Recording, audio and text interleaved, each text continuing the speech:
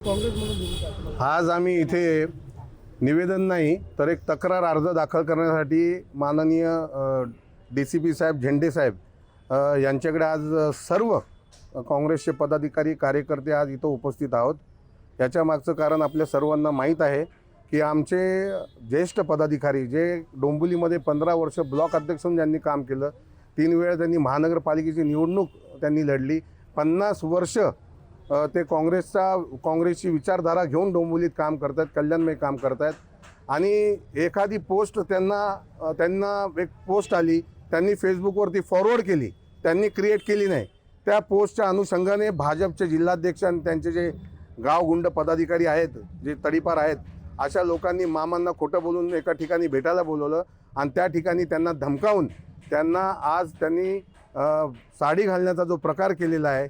त्यांना लाज वाटली पाहिजे की मामा पगार हे त्यांच्या बापाच्या वयापेक्षा जास्त वयाचे आहेत आणि एक ज्येष्ठ नागरिक ते तर आहेच,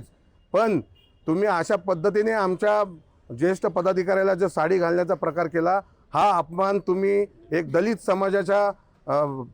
समाजाचा मामांचा नाही केला, दलित समाजाच्या माणसाचा नाही केला, तर तो सर्व अपमान देशातल्या महाराष्ट्रातल्या सर्व दलित समाजाचा आणि मागासवर्गीय लोकांचा हा अपमान आहे। भाजप म्हणते सबका साथ सबका विकास। मामांना जी त्यांनी साडी घातली, साडी आज तुम्हाला नवरात्र आज दुसरा दिवस आहे, नवरात्राच्या दिवशी देवीला रोज नवीन साडी घातली जाते आणि हे जे कृत्य भाजपने केले त्या माध्यमातून त्यांनी स्त्री जातीचा देखील अपमान केलेला आहे, महालक्ष्मीचा देखील अपमान केलेला आहे आणि यांची फळं त्याच्यानंतर त्यांना भोगावी लागणार। त्यांनी जे कृत्य केले त्यांच्यावर ॲट्रॉसिटी अंतर्गत गुन्हा दाखल करावा, धमकी देणे, अपहरण करणे अशा देखील गुन्हे त्यांच्यावर दाखल करावे, ही मागणी आज आम्ही समस्त काँग्रेस परिवाराचे जे माझ्याबरोबर काम करणारे महिला काँग्रेस असेल, युथ काँग्रेस असेल, NSU असेल, आमचे कार्याध्यक्ष असतील, ब्लॉक अध्यक्ष असतील आणि माझ्याबरोबर काम करणारे अनेक सिनियर महाराष्ट्र काँग्रेसचे पदाधिकारी असतील, हे सर्वजण उपस्थित आहेत। आयुक्तांनी आम्हाला सांगितले आम्ही कारवाई करू, कारवाई झाली नाही तर या DCP पोलीस स्टेशनच्या बाहेर जोपर्यंत त्यांच्यावर गुन्हे दाखल होऊन त्यांना अटक होत नाही तोपर्यंत आम्ही मागे हटणार नाही। आज आमच्या नेत्यांवर देखील अनेक वर्षापासून 11 वर्ष यांची भाजपमध्ये सत्ता आहे, यांच्यावर कितीतरी अश्लील पद्धतीने त्यांचे फोटो व्हायरल करणे, व्हिडिओ व्हायरल करणे, त्यांच्याबद्दल चुकीच्या माहिती लोकांपर्यंत पोहोचवणे सोशल मीडियाच्या माध्यमातून, पण आम्ही लोकशाही पद्धतीने आणि नेहमी आंदोलनाच्या माध्यमातून आम्ही विरोध केला, पण आम्ही कुठल्या भाजपच्या कार्यकर्त्याला कधी हात लावला नाही, कधी त्याला साडी घालण्याचा प्रयत्न केला नाही। पण हे जे कृत्य आणि लाज याच्यासाठी वाटते की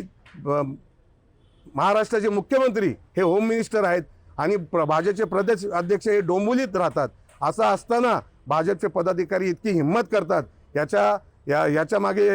हेच दिसतंय की याच्यानंतर लोकशाही आणि संविधान संपवण्याचं काम भाजपच्या पदाधिकाऱ्यांनी हातात घेतलंय। आणि मला असं वाटतं भविष्यात मी आपल्या सर्व पत्रकारांच्या माध्यमातून सर्वसामान्य जनतेला आवाहन करतो, आज आमच्यासारख्या काँग्रेसच्या लोकांना ज्यांनी आम्ही पण सत्ता भोगली, त्यांना जर असे प्रकार ते आमच्याबरोबर करत असतील तर उद्या सर्वसामान्य माणसाला एखादं धोरण, एखादी पॉलिसी जर सरकारची पटली नाही आणि त्यांनी जर विरोध केला तर त्यांच्या घरात घुसून मारण्याची हिंमत हे कार्य BJPचे पदाधिकारी करतील, हे त्यांनी लक्षात घ्यावं। वेळीच जर यांना आवर नाही घातला तर आपल्या देशातल्या लोकशाहीची हत्या झाल्याशिवाय राहणार नाही, संविधान संपल्याशिवाय राहणार नाही आणि जोपर्यंत कारवाई होत नाही आमच्यापैकी एकही काँग्रेसचा कार्यकर्ता मागे हटणार नाही। आणि DCP साहेबांना आम्ही सांगितले लवकरात लवकर यांच्यावर कारवाई करावी।